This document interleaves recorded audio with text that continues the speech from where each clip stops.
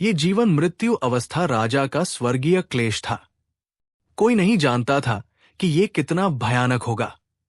यद्यपि चियांग झान बहुत शक्तिशाली था, लेकिन स्वर्गीय क्लेश का सामना करते समय वो बहुत खतरनाक स्थिति में था। जिया फैक्सू ने स्वर्गीय क्लेश का दबाव महसूस किया। उसकी अभिव्यक्ति अभूतपूर्व रूप से गंभीर थी। यद्यपि वह अपने पिता की रक्षा करने के लिए दृढ़ थी, लेकिन वो इस बात से भी चिंतित थी कि चियांग झान खतरे में पड़ जाएगा। वरिष्ठ भाई चियांग, आपको जल्दी से चले जाना चाहिए। अमर राजा का स्वर्गीय क्लेश ऐसा कुछ नहीं है जिसे आप झेल सकें। उसकी आवाज फीकी पड़ने से पहले असीम क्लेश बादल ने आकाश और पृथ्वी को उलट दिया। ये गड़गड़ाहट और उछाल के साथ आया, जिसके बाद विशाल थंडर लाइट पिलर्स की एक श्रृंखला अंतरिक्ष और समय की परतों को भेदते हुए नीचे की ओर गिरी। विनाशकारी ऊर्जा एक उफनती लहर की तरह उछली और भड़की, जो 9 स्वर्गों में फैल गई। जूनियर सिस्टर जिया, मेरे पास ऐसा करने के अलावा कोई विकल्प नहीं है। मुझे खेद है। चियांग झान के दिल से खतरे की एक तीव्र भावना उभरी। उसने जोर से दहाड़ लगाई और नो गॉड ब्लेड को आसमान में ऊपर उठाया। उसने दिव्य मार्शल सेक्ट मास्टर पर स्वर्ग को चुनौती देने वाली तलवार घुमाई। स्वूश स्वूश, ब्लेड की रोशनी इंद्रधनुष की तरह थी और तलवार की रोशनी बिजली के बोल्ट की तरह थी, जो शून्य को काटती थी। ये अजेय था। ऐसी जटिल स्थिति का सामना करते हुए चियांग झान के पास कोई विकल्प नहीं था। उसने लाइफलेस सेबर तकनीक, स्वर्ग को चुनौती देने वाली तलवार तकनीक और एक शक्तिशाली घातक हमला किया। वो तब तक नहीं रुका जब तक वो मर नहीं गया। चमकदार कृपाण की रोशनी एक ड्रैगन की तरह थी, राजसी और राजसी। ये एक सर्वोच्च देवता की दिव्य सजा की तरह था, जो विशाल आकाश को नष्ट कर रहा था। विशाल ऊर्जा ने हजारों झांग को लपेटा और अविनाशी कृपाण प्रकाश और तलवार की रोशनी ने सीधे स्वर्ग और पृथ्वी को अलग कर दिया। दृश्य अवर्णनीय रूप से चौंकाने वाला था। स्वर्ग को चुनौती देने वाला कड़ाही, स्वर्गीय क्लेश और चियांग झान के अंतिम हमले से आहत होने के बाद दिव्य मार्शल संप्रदाय के मास्टर की भौहें एक गंभीर अभिव्यक्ति से भर गई। एक लंबी दहाड़ के साथ उन्होंने हवा में एक हथियाने की हरकत की। तुरंत एक विशाल कड़ाही, जो एक प्राचीन दिव्य पर्वत की तरह दिख रही थी, शून्य में प्रकट हुई। सूर्य, चंद्रमा, सितारों और तारों की तरह असीम चमक दिखाई दी। पूरे अंतरिक्ष में एक जबरदस्त दबाव फैल गया, जिससे लोगों को दुनिया की हर चीज को कुचलने का एहसास हुआ। धमाका, धमाका, धमाका। जिस क्षण सम्राट ग्रेट खजाना कलाकृति दिखाई दी, स्वर्ग को चुनौती देने वाले कड़ाही के भीतर से गरजते पहाड़ों और गरजते समुद्रों की आवाज तुरंत प्रसारित हुई। 10,000 सर पर दौड़ते घोड़ों की आवाज सुनी जा सकती थी। राजसी ऊर्जा एक अराजक धारा की तरह थी, जो स्वर्ग को चुनौती देते हुए ऊपर उठी और कई थंडर लाइट पिलर को निगल गई। उसी समय दिव्य मार्शल सेक्ट मास्टर ने एक किंग ग्रेड ट्रेजर तलवार निकाली, जो 3 फीट लंबी थी। ये पूरी तरह से क्रिस्टल स्पष्ट थी, जैसे कि इसे किसी प्राचीन जेड से परिष्कृत किया गया हो। ये एक पारदर्शी चमक उत्सर्जित करती थी, जैसे कि एक बढ़ती हुई ज्वार। ये पहाड़ों को गिरा सकती थी और समुद्र को उलट सकती थी, और ये हजारों किलोमीटर तक आकाश में बह गई। हाथ में तलवार लेकर देवता और भूत दोनों चिंतित थे।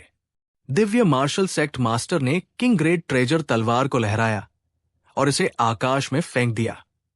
तेज तलवार की रोशनी एक दिव्य इंद्रधनुष की तरह थी, जो स्वर्ग और पृथ्वी को भेद रही थी। ये चियांग झान की तलवार की रोशनी से हिंसक रूप से टकराई। एक के बाद एक धरती को हिला देने वाले विस्फोट सुनाई दिए।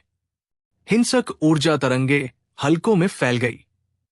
जहां से भी ये गुजरता, हवा, बादल, हवा और बाकी सब कुछ विनाश के कगार पर लगता था।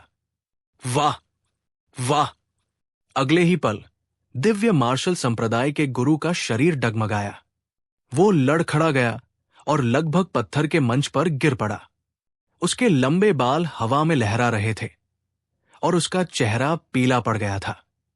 उसके मुंह से बेकाबू होकर खून बह रहा था। जाहिर है उसे गंभीर चोट लगी थी। ये अजीब नहीं था।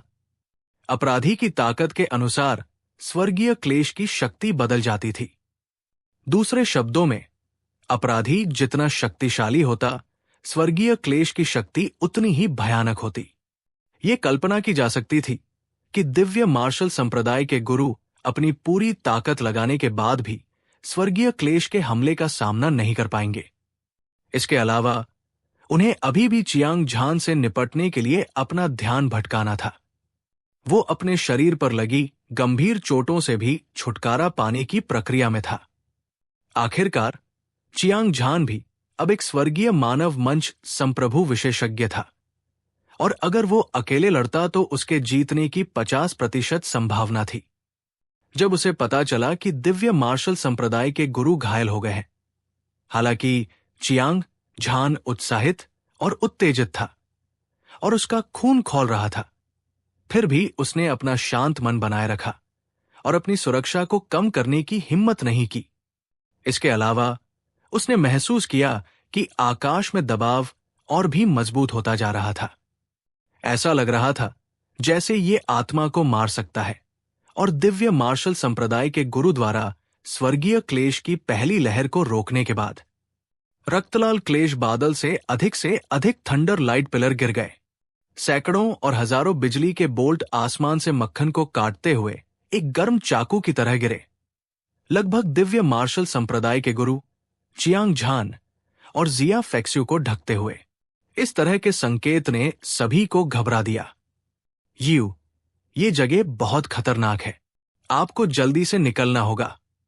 जब मैं चियांग झान को मार दूंगा और स्वर्गीय क्लेश को पार करूंगा, तो मैं स्वाभाविक रूप से आपको पालूंगा। जूनियर सिस्टर जिया, जल्दी से निकल जाओ।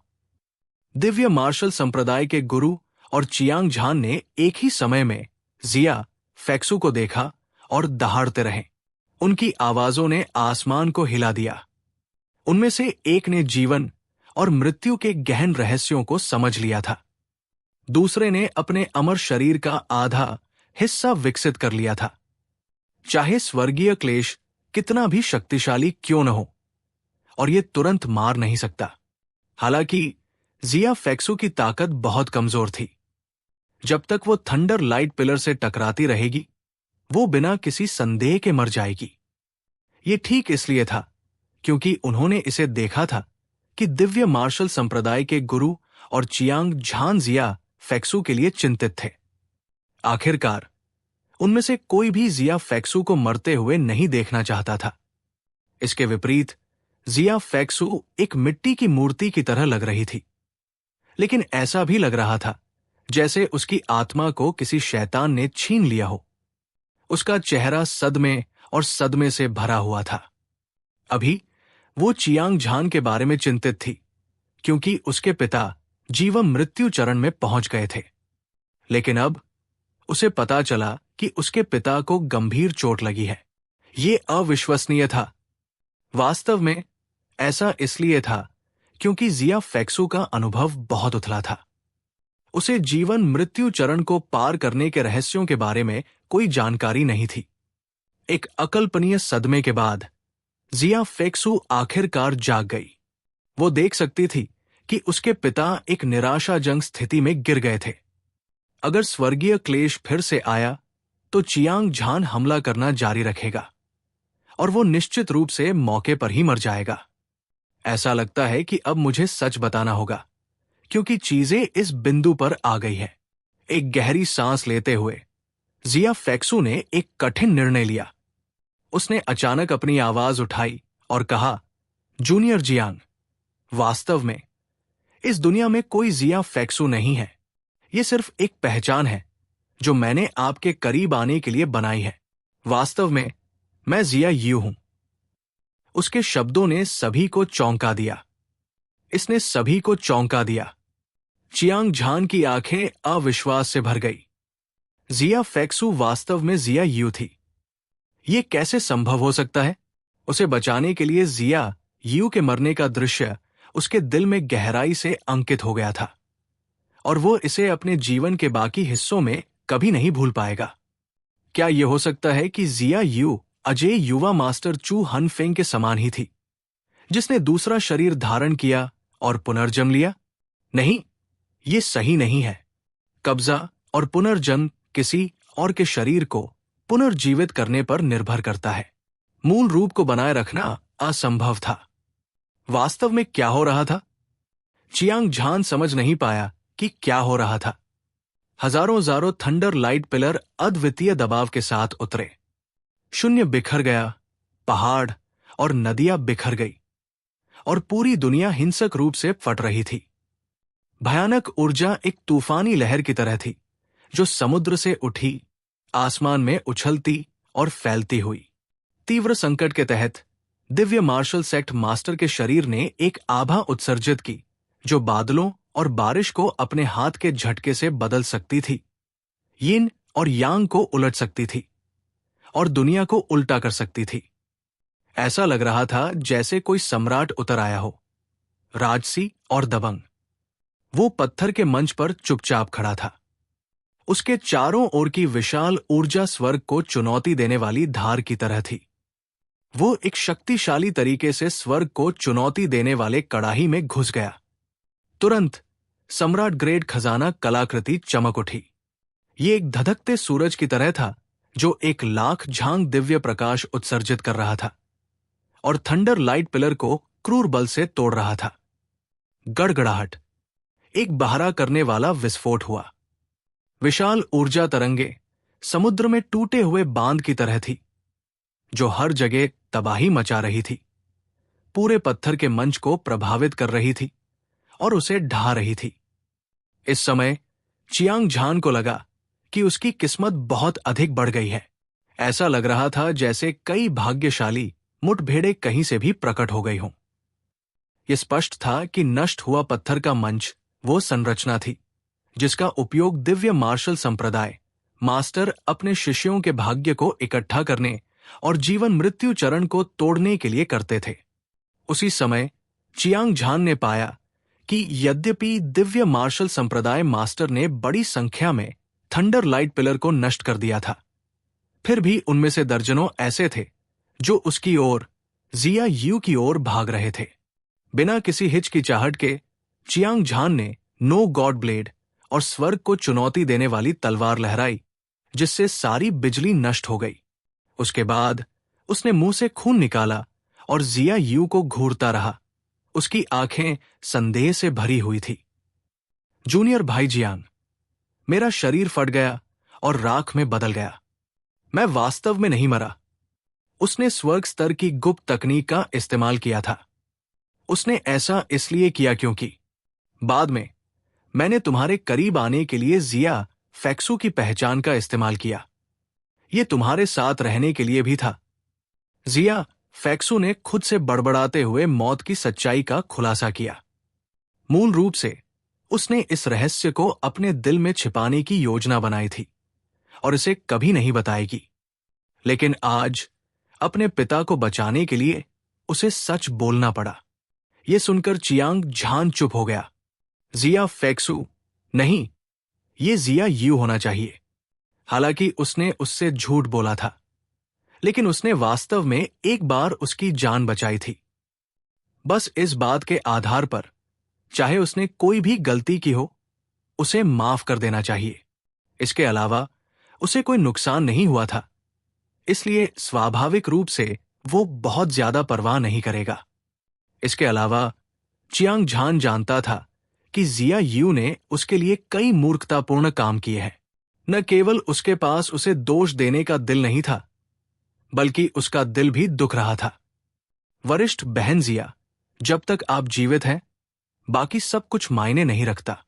चियांग झान ने हल्के से मुस्कुराते हुए कहा, आपके शब्दों के अनुसार ये इसके लायक है, भले ही मैं उस समय वास्तव में मर गया हो। जिया यू ने भावुक होकर आह भरी। उसने चियांग झान को घूरते हुए दृढ़ भाव से कहा, जूनियर जियांग, बड़ी बहन ने बचपन में ही अपनी मां को खो दिया था। उसे बड़ा करने में पिता की कड़ी मेहनत थी। हालांकि उसने बहुत बड़ी गलती की। क्या तुम उसे जीने दोगी? इसे बस बड़ी बहन की विनती समझो। यू, तुम्हें मेरे मामलों में दखल देने की जरूरत नहीं है। जब तक तुम ये जगह छोड़ दोगी, सब ठीक रहेगा। दिव्य मार्शल संप्रदाय के गुरु ने दहाड़ लगाई। उसकी आवाज ने आकाश और धरती को हिला दिया और बादलों के बीच से गूंज उठी।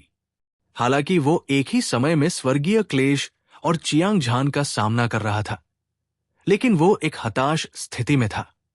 वो बहुत बुरी स्थिति में था। लेकिन उत्तरी सागर क्षेत्र में नंबर एक संप्रदाय नेता और नंबर एक विशेषज्ञ के रूप में उसने अपने जीवन में अनगिनत खूनी लड़ाइयों का अनुभव किया था। और वो कभी भी किसी के सामने कमजोरी नहीं दिखाएगा, चाहे कुछ भी हो। इसके अलावा, हालांकि वो गंभीर रूप से घायल था, फिर भी उसकी ताकत अपने चरम पर थी। खास तौर पर जीवन मृत्यु चरण में कदम रखने के बाद उसके पास खून की एक बूंद से पुनर्जीवित होने की क्षमता थी और वो कभी नहीं मरेगा। इससे उसका आत्मविश्वास आसमान छू रहा था। चियांग झान ने दिव्य मार्शल संप्रदाय मास्टर की ओर देखा। उसकी आंखें तिरस्कार से भरी हुई थी। सच कहूं तो, हालांकि उसकी ताकत दिव्य मार्शल संप्रदाय मास्टर के बराबर थी, लेकिन ये लड़ाई आत्मविश्वास और अजेयता से भरी हुई थी। किसी को यह पता होना चाहिए कि स्वर्गीय क्लेश थंडर पनिशमेंट की शक्ति अद्वितीय थी। यह स्वर्ग और पृथ्वी को नष्ट कर सकता था और इसने पूरे क्षेत्र को कवर किया। यह दुनिया में किसी भी चीज को मार सकता था और यह स्वर्गीय मानव चरण संप्रभु विशेषज्ञ के लिए एक घातक खतरा पैदा करने के लिए पर्याप्त था। हालांकि चियांग झान और दिव्य मार्शल संप्रदाय मास्टर अलग थे। हालांकि वो थंडर लाइट पिलर से भी मारा जाएगा, लेकिन वो इसका असली लक्ष्य नहीं था। दूसरे शब्दों में, स्वर्गीय क्लेश दिव्य मार्शल संप्रदाय मास्टर को मारना चाहता था, इसलिए उसे अधिकांश हमलों को सहना होगा। ऐसी परिस्थितियों में चियांग झान दिव्य मार्शल संप्रदाय मास्टर को मारने के लिए पर्याप्त आश्वस्त था। हालांकि जिया यू की विनती ने उसे एक बार फिर दुविधा में डाल दिया। दिव्य मार्शल संप्रदाय मास्टर को जाने दो, परिणाम अकल्पनीय होंगे। अगर उसने लापरवाही से हमला किया तो वो जिया यू को निराश कर देगा। कहावत है कि किसी की दयालुता का बदला पानी की एक बूंद से चुकाना चाहिए। आखिरकार जिया यू ने पहले भी चियांग झान की जान बचाई थी और इस दोस्ती का बदला नहीं चुकाया जा सकता था। दिव्य मार्शल संप्रदाय के गुरु, बड़ी बहन जिया के रिश्ते के कारण मैं आज आपको जाने दूंगा। हालांकि अगर आपने भविष्य में मेरे परिवार और दोस्तों को चोट पहुंचाने की हिम्मत की, तो आप आकाश और धरती पर मर जाएंगे। जब वो सोच रहा था, चियांग झान ने ठंडी मुस्कान दी। रोलिंग साउंड वेव ठंडी हवा की तरह बह रही थी। ये चुभने वाली ठंडी और भयावह थी। अंत में उसने फिर भी जिया यू को अपनी जान बचाने के लिए चुकाने का फैसला किया। अन्यथा भले ही उसने दिव्य मार्शल संप्रदाय के गुरु को मार दिया हो, उसे अपने जीवन काल में भारी भावनात्मक बेड़ियां झेलनी पड़ेंगी। इसके अलावा जिया यू ने उससे बहुत प्यार किया था और उसके दिल में केवल लिंग पियाओक्सु था। चूंकि वो उसकी भावनाओं को स्वीकार नहीं कर सकता था, इसलिए दिव्य मार्शल संप्रदाय मास्टर को जाने देना एक तरह का प्रतिदान माना जा सकता था। अपना मन बनाने के बाद चियांग झान पलटा और चला गया। चियांग झान की गायब हो रही आकृति को देखकर दिव्य मार्शल संप्रदाय मास्टर को आराम महसूस हुआ। हालांकि वो अभी आक्रामक था, लेकिन वो वास्तव में अंधेरे में बहुत घबराया हुआ था। आखिरकार स्वर्गीय क्लेश की शक्ति बहुत मजबूत थी और एक प्रतिद्वंद्वी भी था जो समान रूप से मेल खाता था। कोई भी बिना किसी संकोच के कुछ भी करने में सक्षम नहीं होता। हालांकि एक बार चियांग झान के चले जाने के बाद वो स्वर्गीय क्लेश से निपटने पर ध्यान केंद्रित करने में सक्षम होगा। इस तरह उसके स्वर्गीय क्लेश से बचने की संभावना बहुत बढ़ जाएगी। उस समय वो कमजोरी की अवधि को पार कर जाएगा। ताकत। एक बार जब वो अपनी चरम अवस्था में पहुंच जाता है तो चियांग झान को मारना तो दूर की बात है, उसके लिए धर्मी और शैतान दांव सहित उत्तरी सागर डोमेन की सभी प्रमुख शक्तियों को मिटा देना मुश्किल नहीं होगा। जब उसने दुनिया के शासक के रूप में अपनी अद्वितीय महिमा के बारे में सोचा तो दिव्य मार्शल संप्रदाय के गुरु के शरीर में खून उबलने लगा। हालांकि जिया यू ने अपने पिता को बचा लिया था, फिर भी वो उदास और रो रही थी, क्योंकि वह जानती थी कि एक बार चियांग झान के चले जाने के बाद उनके बीच का रिश्ता शायद ही जारी रह पाएगा। स्वर्गीय क्लेश से आच्छादित क्षेत्र को छोड़ने के बाद चियांग झान उत्तरी सागर क्षेत्र में वापस नहीं लौटा। चूंकि वह राजा गुप्त क्षेत्र में आया था, इसलिए उसके लिए खाली हाथ लौटना स्वाभाविक रूप से असंभव था। आखिरकार यहां आध्यात्मिक ऊर्जा शुद्ध और विशाल थी और हर जगह स्वर्ग, पृथ्वी, आत्मा सार थे। उनमें से कुछ को इकट्ठा करके वो जबरदस्त लाभ प्राप्त कर सकता था। Golden flower purple leaf. ये किंवदंतियों में सबसे कीमती मिस्टी फ्लावर लगता है। ये वास्तव में एक रक्त जिनसेंग है जिसने यहां आध्यात्मिकता को जन्म दिया। ये गहरे समुद्र के बैंगनी पत्ती वाली चाय से कहीं अधिक मूल्यवान है। दीर्घायु घास। हां, लाओजी की किस्मत बहुत अच्छी है। राजा गुप्त क्षेत्र की गहराई में चियांग झान इधर उधर भटक रहा था और सावधानी से खोज कर रहा था। केवल 6 या 7 दिनों में उसने दर्जनों दुर्लभ और कीमती आध्यात्मिक जड़ी बूटियां पाली थी। उनमें से प्रत्येक एक स्वर्गीय खजाना था जो उत्तरी सागर क्षेत्र में विलुप्त हो गया था, और वे सभी अमूल्य खजाने थे। इनमें से कुछ खजाने किसी के जीवन काल को बढ़ा सकते थे, कुछ किसी की शारीरिक शक्ति को बढ़ा सकते थे और कुछ सबरसोल की चमक को बढ़ा सकते थे। उन सभी के अपने अपने उपयोग थे। चियांग झान ने कुछ खजाने चुने जो उसके लिए उपयोगी थे और उन्हें परिष्कृत किया। उसने महसूस किया कि उसके भौतिक शरीर की ताकत एक बार फिर बढ़ गई थी और ये लगभग सबसे शक्तिशाली किंग ग्रेड ट्रेजर आर्टिफैक्ट के बराबर थी। जहां तक हत्या, अमरता, भक्षण, क्षय और पुनर्जन्म की बात है, समाप्ति, मृत्यु, उत्पत्ति, भय और निराशा, ब्लेड सोल लाइट एनर्जी के 10 विशेष गुण भी 10वें क्रम के शिखर पर पहुंच गए थे। इस समय चियांग झान की समग्र शक्ति निश्चित रूप से स्वर्गीय मनुष्य चरण संप्रभु विशेषज्ञ में शीर्ष विशेषज्ञों में से एक थी। यदि लाभ होते तो वो स्वाभाविक रूप से काम करने में कोई कसर नहीं छोड़ता। हर दिन साधना करने के अलावा चियांग झान दिन रात खजाने की खोज करता रहता था। इस दिन जब वो एक विशाल पर्वत की तलहटी में पहुंचा तो उसने अचानक एक बैंगनी वस्त्र पहने हुए व्यक्ति को आकाश से उतरते देखा, जो एक दिव्य हथियार की तरह था। एक झटके के साथ वो व्यक्ति जमीन पर उतरा। ये व्यक्ति युवा और सौम्य था, लगभग 15 या 16 साल का। उसका कद लंबा और पतला था और वो भाले की तरह लंबा और सीधा था। उसके लंबे बाल उसके सिर के पीछे लहरा रहे थे और उसका माथा चौड़ा था। उसकी तीखी भौहें और तारों जैसी आंखें थी और उसकी दोनों आंखें बिजली की तरह चमक रही थी, मानो वो सब कुछ देख सकता हो। जैसे ही वो जमीन पर उतरा, उसने भौहें सिकोड़ ली। उसके चेहरे की विशेषताएं विकृत हो गई और उसने मुंह से खून की एक बूंद निकाली। स्वर्गीय मानव मंच संप्रभु विशेषज्ञ। चियांग झान चौंक गया। क्या राजा गुप्त क्षेत्र दिव्य मार्शल संप्रदाय में सबसे महत्वपूर्ण स्थान नहीं था? यहां कोई अजनबी क्यों होगा? इसके अलावा, हालांकि अजनबी युवा था, वो अभी भी युवा और कमजोर था। ये किस तरह की असामान्य प्रतिभा थी? ऐसी उपलब्धि पाने के लिए किस तरह की भयानक साधना गति की आवश्यकता थी? किसी को यह जानना चाहिए कि न केवल चियांग झान के पास 10 विशेष रक्त रेखाओं में से एक था। युद्ध राजा रक्त रेखा ने एक राजा ग्रेड खजाना कलाकृति के शरीर की खेती की थी और यहां तक कि 10 प्रकार की विशेष ब्लेड आत्मा प्रकाश ऊर्जा को भी संघनित किया था। 18 प्रकार के स्वर्ग रैंक युद्ध कौशल की खेती करना, ये सभी प्रकार की भाग्यशाली मुठभेड़ें थी जो दुनिया को चौंका सकती थी। ये प्राचीन काल से एक दुर्लभ मुठभेड़ थी। हालांकि बैंगनी कपड़े वाला युवक चियांग झान से छोटा था, जिसका मतलब था कि उसकी प्रतिभा, नींव और भाग्य सभी चियांग झान से आगे निकल गए थे। इस तरह की प्रतिभा स्वर्ग का सच्चा गौरव थी।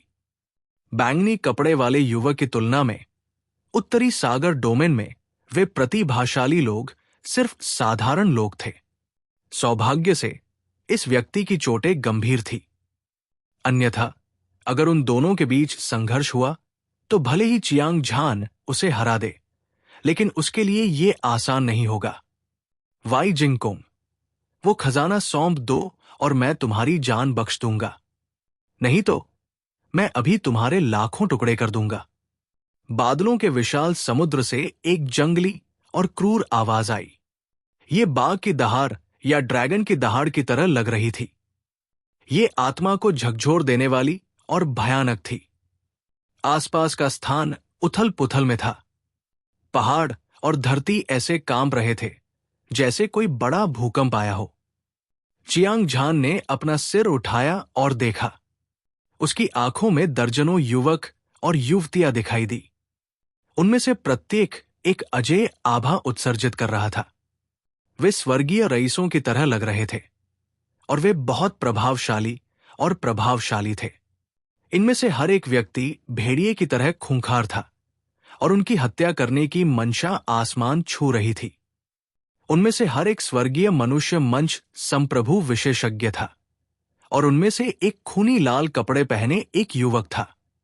उसकी ताकत चियांग झान से भी ज्यादा थी और वो वास्तव में सबसे शक्तिशाली स्वर्गीय मनुष्य मंच संप्रभु विशेषज्ञ था। चियांग झान को इस आदमी के शरीर से एक गहरी और खतरनाक आभा आती हुई महसूस हो रही थी। बड़े भाई, मैंने आखिरकार तुम्हें पा लिया है। ये वो खजाना है जो तुम चाहते थे, इसे ले लो। जबकि चियांग झान अभी भी सदमे में था, बैंगनी कपड़े पहने उस युवक की आंखों में एक ठंडी रोशनी चमकी जो अभी अभी जमीन पर उतरा था। उसके बाद वो आश्चर्य में चिल्लाया और अपना हाथ हिलाया, जिससे प्रकाश की एक चांदी की किरण निकली। स्वूश, एक चांदी की रोशनी चमकी। ये बिजली की तरह तेज थी और ये सीधे चियांग झान की ओर बढ़ी। क्या हो रहा है? चियांग झान उलझन में था। उसने अवचेतन रूप से उसे पकड़ने के लिए अपना हाथ बढ़ाया और पाया कि ये एक चांदी की चट्टान थी। इसमें कुछ भी असामान्य नहीं था। तुरंत उसकी अभिव्यक्ति बदल गई। वो जानता था कि उसके साथ धोखा हुआ है। फिर उसने बैंगनी कपड़े पहने युवक को देखा। भागते समय उसका शरीर हवा और बिजली की तरह हिल रहा था। दर्जनों स्वर्गीय मानव मंच के योद्धा आकाश से उतरे और उनमें से प्रत्येक ने एक हथियार निकाला। कृपाण, भाले, तलवारें, परशु, कुल्हाड़ी, कुल्हाड़ियां, हुक, कांटे, सभी प्रकार के हथियार चमकदार चमक के साथ खिल उठे। दुनिया को हिला देने वाले दबाव की लहरें फैल गई, जैसे कि कोई दिव्य पर्वत नीचे गिर रहा हो और दुनिया की हर चीज पाउडर में बदल जाएगी। उनमें से सबसे शक्तिशाली और भयानक रक्तलाल कपड़े पहने युवक लंबा था। बाघ के शरीर और भेड़िए की कमर थी। उसने अपने हाथ में एक लंबी कृपाण पकड़ी हुई थी। प्रकाश ठंडा था और उसकी हत्या करने की मंशा ज्वार की लहर की तरह थी। यह शून्य में विशाल और शक्तिशाली था और वो एक अद्वितीय हत्या करने वाले देवता की तरह लग रहा था। वो अद्वितीय था और उसका दबंग आभा बेजोड़ था। बच्चे, उस खजाने को सौंप दो, नहीं तो तुम बिना किसी दया के मारे जाओगे। खून के लाल कपड़े पहने युवक ने चियांग झान की ओर ब्लेड तान दिया और जैसे ही उसने कहा, एक चमकदार और दीप्तिमान ब्लेड की रोशनी अचानक पतली हवा से प्रकट हुई। ये एक दिव्य दंड की तरह था जिसने दुनिया को नष्ट कर दिया और बिजली आकाश को चीरती हुई सीधे चियांग झान की ओर बढ़ी। इस ब्लेड ने आकाश और पृथ्वी को चीर दिया और ये आकाश को चीरता हुआ चला गया। ये ब्लेड का वार मक्खन को काटने वाले गर्म चाकू की तरह था और इसका विरोध करना असंभव था। खून के लाल कपड़े पहने युवक ने लापरवाही से हमला किया था, लेकिन वास्तव में इसमें पूर्ण शक्ति थी। इसकी शक्ति दुर्जेय थी और यहां तक कि भूत और देवता भी चौंक गए। चियांग झान गुस्से में था। इस आदमी ने उसे खुद को समझाने का मौका भी नहीं दिया। उसने हमला करते ही एक जानलेवा चाल चली। ये देखा जा सकता था कि वो आमतौर पर निडर था और बिना पलक झपकाए लोगों को मार देता था। युद्ध राजा मुट्ठी। चियांग झान बिना किसी कारण के किसी के द्वारा धोखा दिए जाने के बाद पहले से ही उदास महसूस कर रहा था। अंत में वो एक और अनुचित व्यक्ति से मिला जिसने उसे शुरू से ही मार डाला। इस समय वो स्पष्ट रूप से जानता था कि दूसरे पक्ष में बहुत सारे लोग थे और उनमें से प्रत्येक एक विशेषज्ञ था। एक बार संघर्ष होने के बाद बचने की बहुत कम संभावना थी। हालांकि मारे जाने के बाद उसने वापस लड़ने की हिम्मत नहीं की। ये चियांग झान की शैली नहीं थी। बिना किसी हिचकिचाहट के उसने एक मुक्का मारा। धमाका। ज्वालामुखी विस्फोट की तरह चियांग झान द्वारा फेंकी गई अजय मुट्ठी की शक्ति रक्तलाल वस्त्र पहने युवक की दबंग ब्लेड लाइट से टकराई, जिससे दुनिया को नष्ट करने वाली शॉकवेव की लहरें पैदा हुई। उबलती हुई ऊर्जा ने स्वर्ग और पृथ्वी में तबाही मचा दी। हर कोई सदमे में चिल्लाने से खुद को रोक नहीं सका। इतनी भयानक ताकत। मुझे उम्मीद नहीं थी कि यह बच्चा इतना असामान्य होगा। अभी अभी मुक्का मारने से लगता है कि इस आदमी की ताकत सबसे बड़े भाई मो तियांडो के बराबर है। ऐसा लगता है कि इस बार हमारे लिए उस खजाने को वापस लेना आसान नहीं होगा। सांसों की आवाज ज्वार की तरह लग रही थी। खून से लाल कपड़े पहने युवक के चारों ओर दर्जनों स्वर्गीय मानव मंच के संप्रभु विशेषज्ञ थे और उनके चेहरे सदमे और सदमे से भरे हुए थे। हालांकि इन सभी लोगों में असाधारण प्रतिभा और ताकत थी, लेकिन जब उन्होंने चियांग झान को खून से लाल कपड़े पहने युवक की ब्लेड लाइट को एक ही मुक्के से हराते देखा तो वे बहुत हैरान हो गए। वास्तव में उनकी आंखें चियांग झान पर टिकी थी और उनमें अब जरा भी अहंकार नहीं था। इसके बजाय वे डर से भर गए थे। मेरे पास कुछ ताकत है, लेकिन अगर तुम मुझसे लड़ना चाहते हो तो ये मौत को दावत देना है। खून से लाल कपड़े पहने युवक ने भौहें सिकोड़ी और उसकी आंखों में आश्चर्य की हल्की सी झलक दिखाई दी। हालांकि उसने ठंडे स्वर में बड़बड़ाया और उसका आभा मंडल और भी हिंसक हो गया, और भी अधिक राजसी ऊर्जा।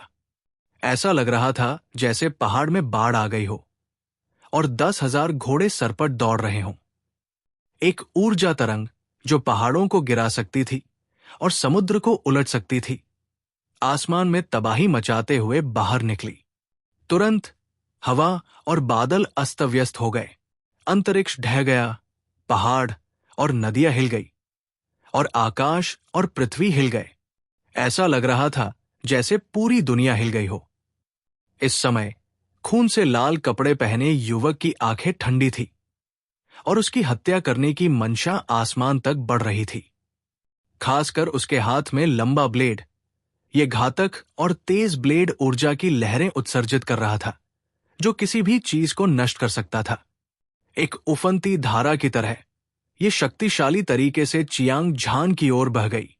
ये ब्लेड ऊर्जा बहुत भयानक थी। ऐसा लग रहा था जैसे ये स्वर्ग और पृथ्वी को काट सकती है, सभी जीवित चीजों को चीर सकती है और सभी जीवित चीजों को मार सकती है। भले ही ये स्वर्गीय मानव स्टेज सॉवरेन विशेषज्ञ था, बहुत से लोग इसका विरोध नहीं कर सकते थे। चियांग झान ने अपनी आंखें सिकोड़ ली। रक्तलाल कपड़ों में ये युवक बेहद शक्तिशाली था और वो अजेय था। वो निश्चित रूप से उससे कमजोर नहीं था। इसके अलावा उसके प्रतिद्वंद्वी के हाथ में लंबा blade king great treasure artifact का अनूठा दबाव उत्सर्जित कर रहा था।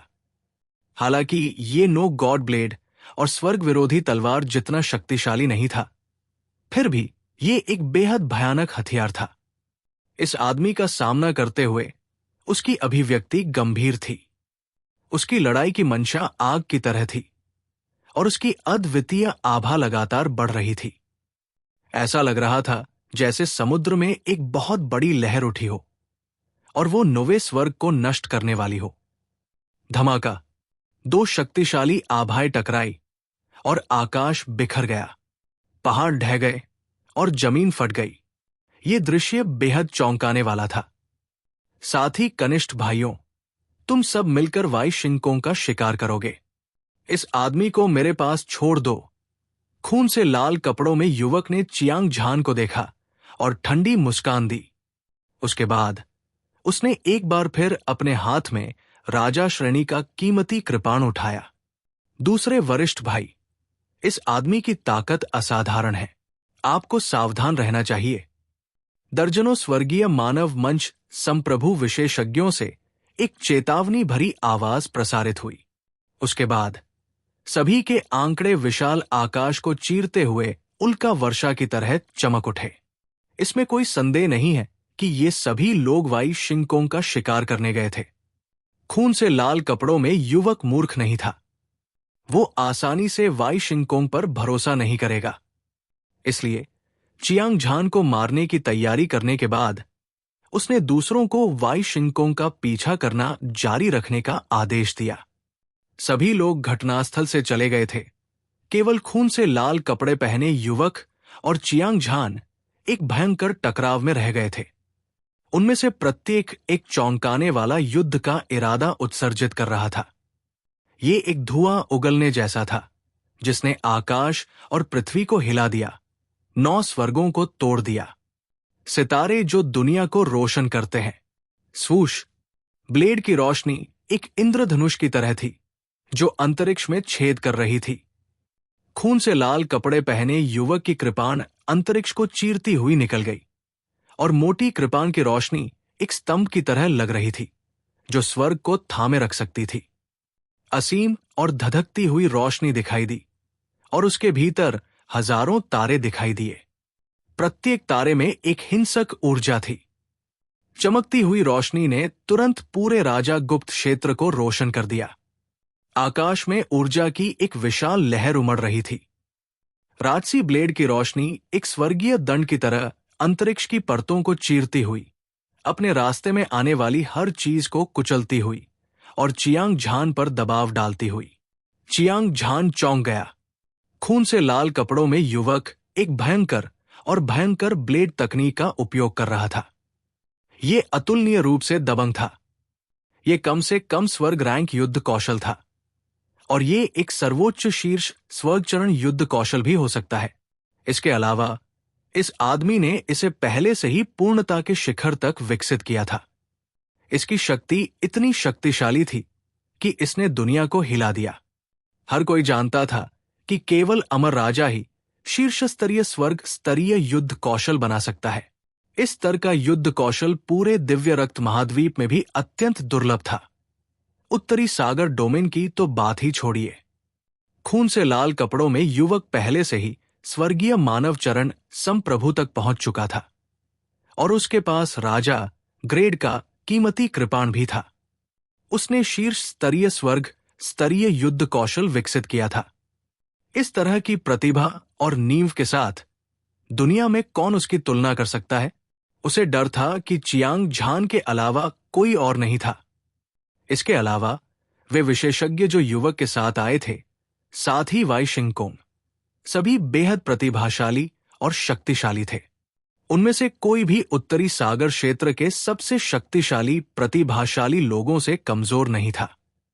हालांकि चियांग झान ने दुनिया भर की यात्रा की थी और बहुत सी चीजें देखी थी, लेकिन इन लोगों की पहचान ने उसे संदेह से भर दिया था। तार्किक रूप से कहें तो किंग सीक्रेट रीलम वो जगह थी जहां दिव्य मार्शल संप्रदाय के हर संप्रदाय के गुरु की हड्डियां दफन थी और यह सबसे महत्वपूर्ण जगह भी थी। इस जगह पर बाहरी लोगों का रहना असंभव था। हालांकि रक्तलाल कपड़ों में युवक वाईशिंगकों और अन्य विशेषज्ञ निश्चित रूप से दिव्य मार्शल संप्रदाय के शिष्य नहीं थे। चियांग झान को इस बारे में कोई संदेह नहीं था।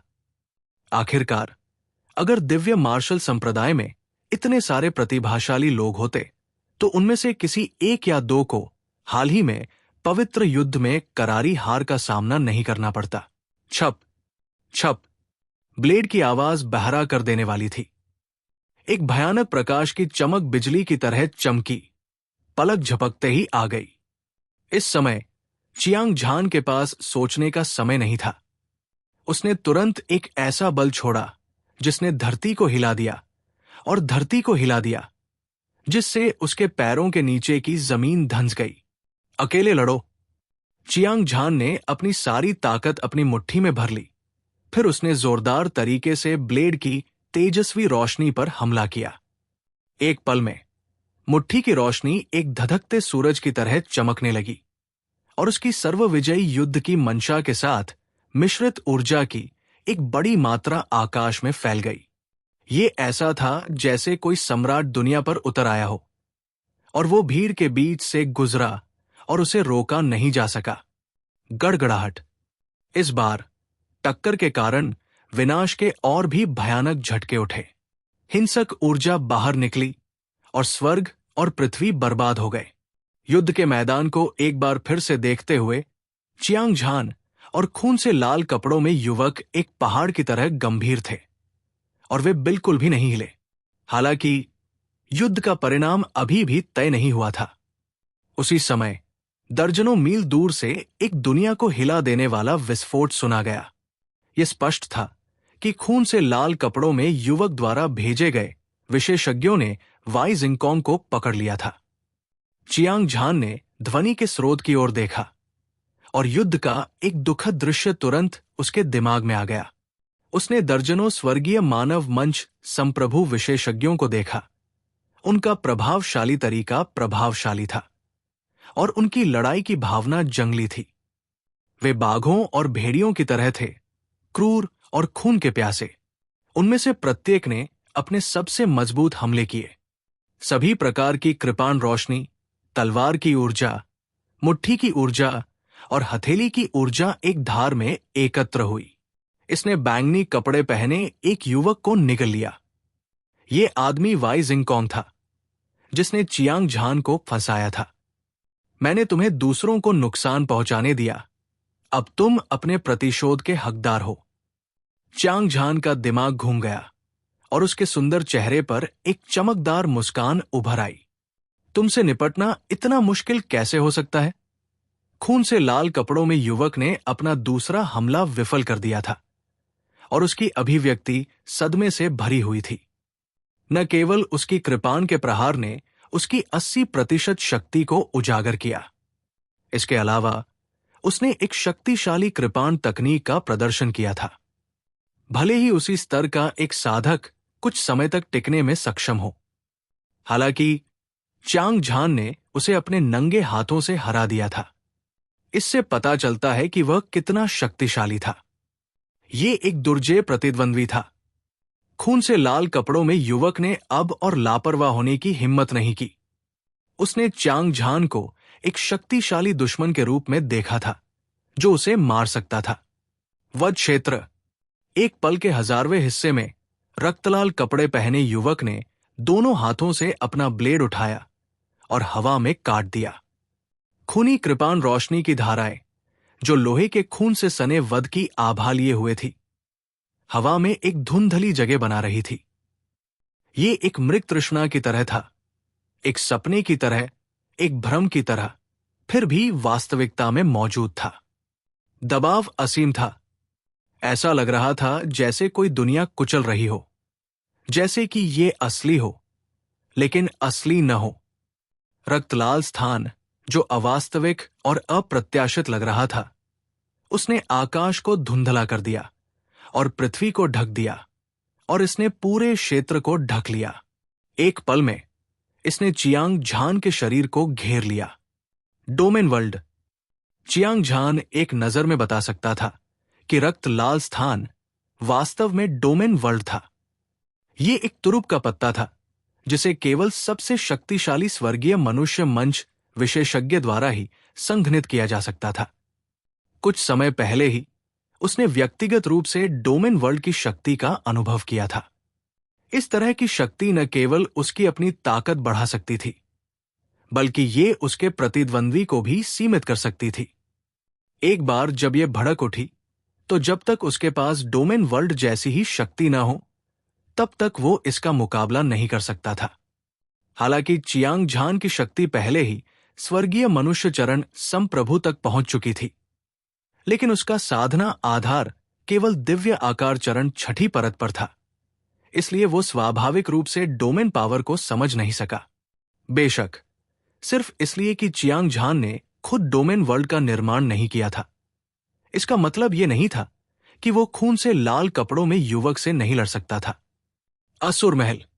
चियांग झान के मुंह से एक तेज और स्पष्ट आवाज निकली।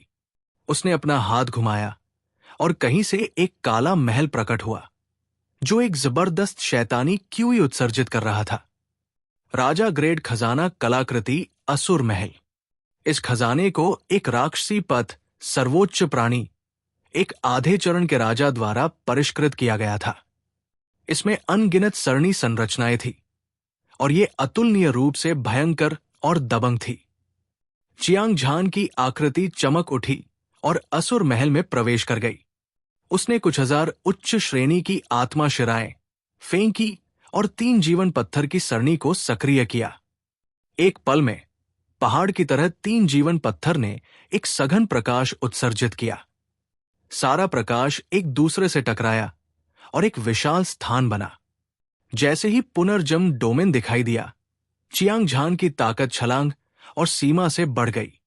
वो इतना शक्तिशाली था कि इससे किसी का दिल धड़कने लगता था। धमाका, धमाका, धमाका।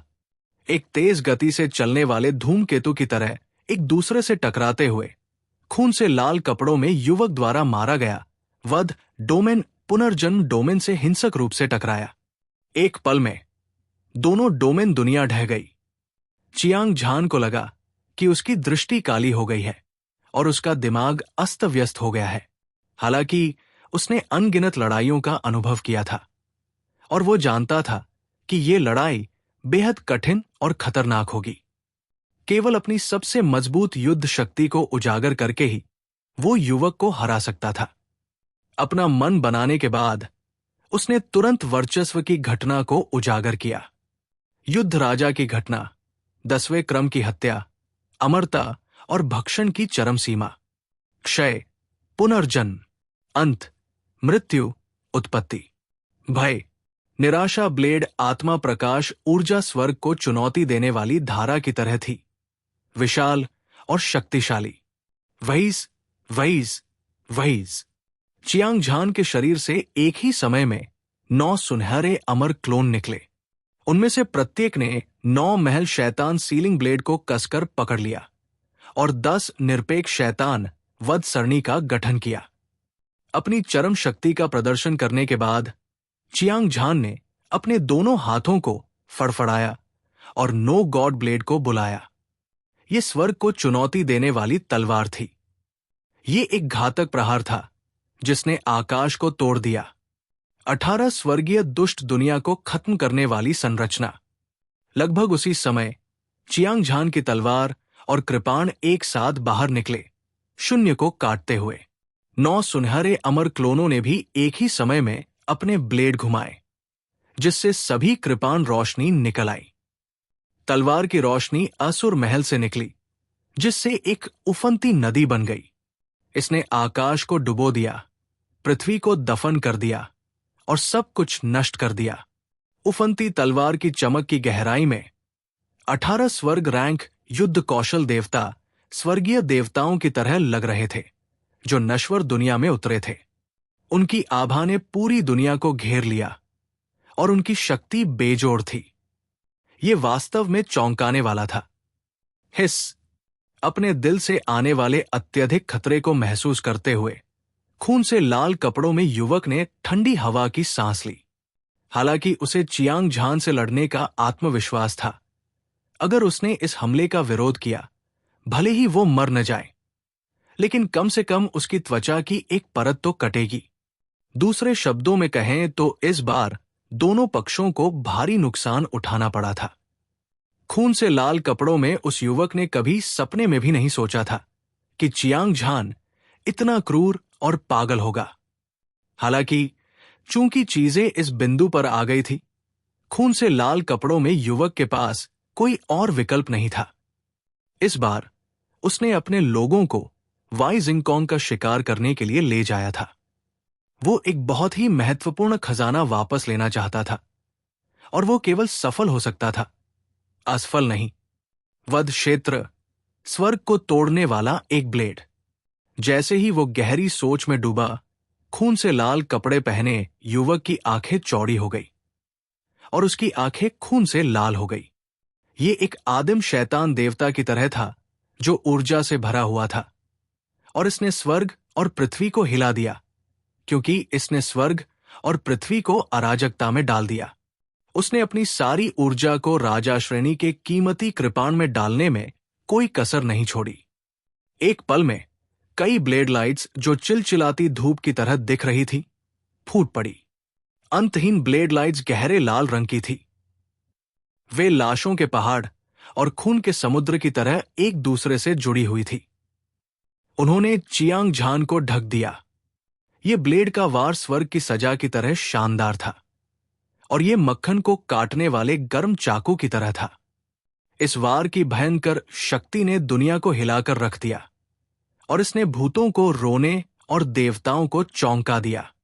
जब रक्तलाल कपड़े पहने युवक ने यह तीसरा वार किया, तो इसने न केवल उसकी सबसे शक्तिशाली ताकत को कम कर दिया, बल्कि ये बेहद भयानक भी था। इससे पहले कि ये नीचे उतरे, इसने चियांग झान के अंतिम हमले पर एक बहुत बड़ा प्रतिबंध लगा दिया था। भयानक शक्ति नग्न आंखों से दिखाई देने वाली गति से कमजोर हो रही थी। धमाका, धमाका, धमाका। हवा में तेज आवाजों की एक श्रृंखला गूंज उठी। उबलती हुई ऊर्जा स्वर्ग और पृथ्वी के बीच फैल गई, अपने रास्ते में आने वाली हर चीज को नष्ट कर दिया। ये पूरी तरह से गड़बड़ था। रक्तलाल कपड़े पहने युवक का शरीर लहराया, एक पतंग की तरह जिसकी डोर कट गई हो।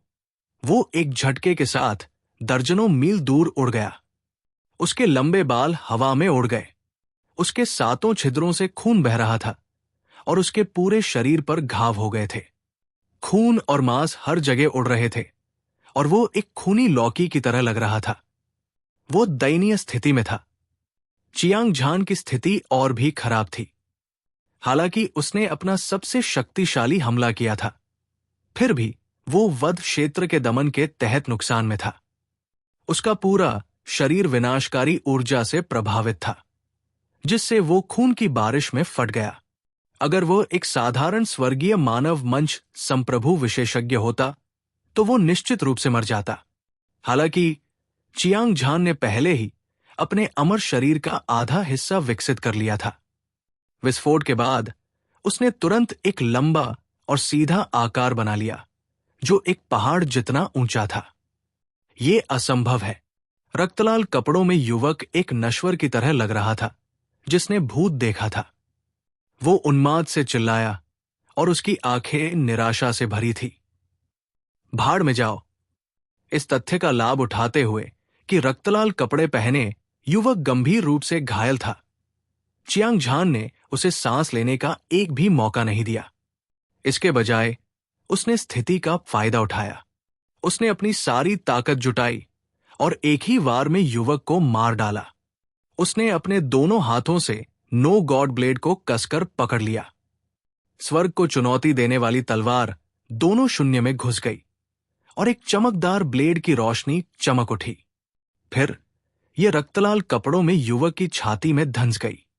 रक्तलाल कपड़े पहने युवक को चीखने का मौका भी नहीं मिला, इससे पहले कि वो अपने हाथ में किंग ग्रेड के कीमती कृपाण के साथ फट जाए। उसका शरीर टुकड़ों में कुचल गया था, और उसके पास एक पूरी लाश भी नहीं बची थी। आसमान से भारी बारिश की तरह गहरा लाल खून बरसा, और दर्जनों मील तक की जमीन लाल हो गई। जब उन्होंने ये खूनी और दुखद दृश्य देखा, तो उन विशेषज्ञों की आंखें, जो दूर से वाई जिंगकोंग को मारने की कोशिश कर रहे थे, वे आतंक से भर गए। उनकी आत्माएं कांप रही थी और उनके दिल फटने वाले थे। रक्त वस्त्रधारी युवा स्काईसी किंगडम के 3 महान संप्रदायों में से एक था, जो स्वर्गीय ब्लेड संप्रदाय के सबसे शक्तिशाली बाहरी सर्कल शिष्यों में से एक था। जब से उसने दुनिया को जीतने के मार्ग पर कदम रखा था, उसने हर लड़ाई जीती थी और उसकी प्रतिष्ठा शानदार थी। न केवल वो अतुलनीय रूप से शक्तिशाली था, बल्कि उसने एक वध क्षेत्र भी संघनित किया था। इसे स्वर्गीय मानव चरण योद्धाओं के बीच अजेय विशेषज्ञ कहा जाता था और कोई भी इसके खिलाफ नहीं लड़ सकता था। उसे मारने की तो बात ही छोड़िए, अजेय होने का क्या मतलब था? सर्वोच्च प्राणी विशेषज्ञ होने का क्या मतलब था? आज हर किसी को वास्तव में इसका गवाह माना जा सकता है।